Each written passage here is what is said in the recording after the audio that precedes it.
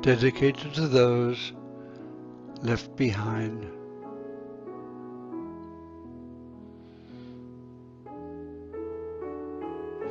and all alone.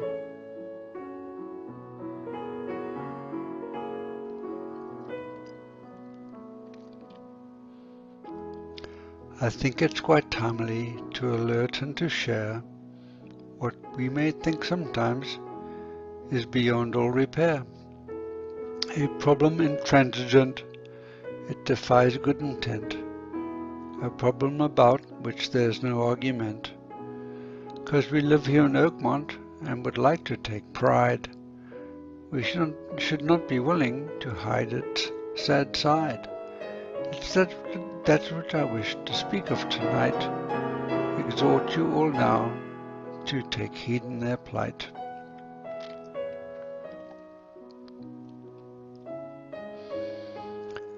An email arrived a short while ago. It hit me quite hard, a really low blow. Our dear one decides that it's time they must go. Most often left, another widow. Just as for me, the bells they will chime. Just as for you, they will at some time. So please now consider those who've been left here behind, loved ones bereft, both yours, also mine.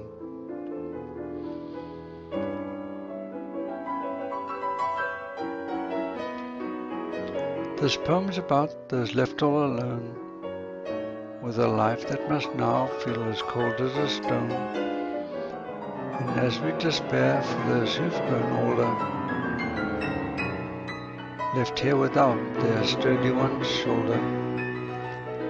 When asleep they toss and turn on their beds, but there's still no one there, they find no one instead.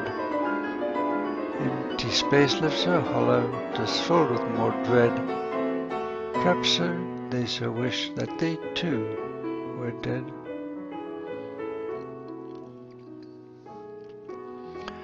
This next part I wrote somewhat in haste, as I tried to write down, somehow illustrate, as do all of my poems, some way emulate those themes to which we can all relate.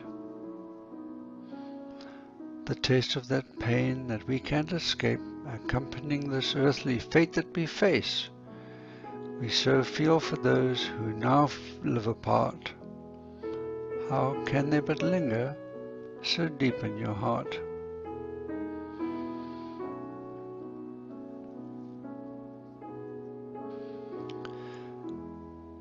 So left here to spend another long day, wondering whether to go or whether to stay.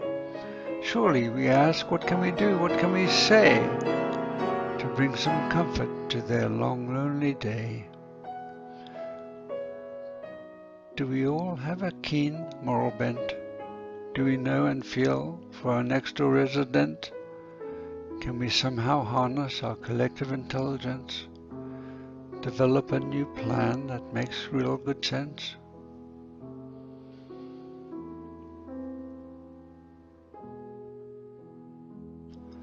That way they'll discover that they're not alone, begin to share a new comfort zone, establish new friends with interests anew. Before too long they'll relish them too. We have here so many intelligent folks. Can't we treat our lost elders as well as our oaks? Perhaps we can research what should be the goal, bring back to life another lost soul.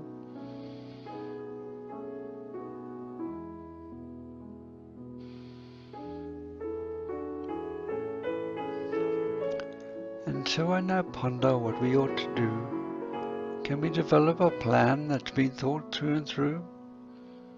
There's only one thing that I can think of for those who might be on the brink of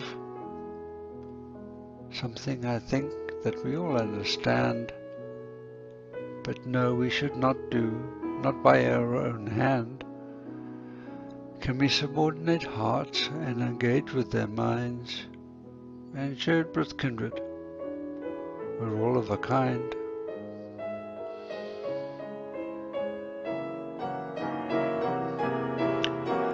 Before very long, perhaps we may find it's not just a few mothers who are left here behind.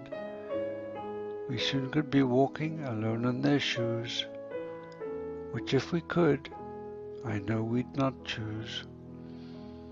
Can we use social media to discover their views?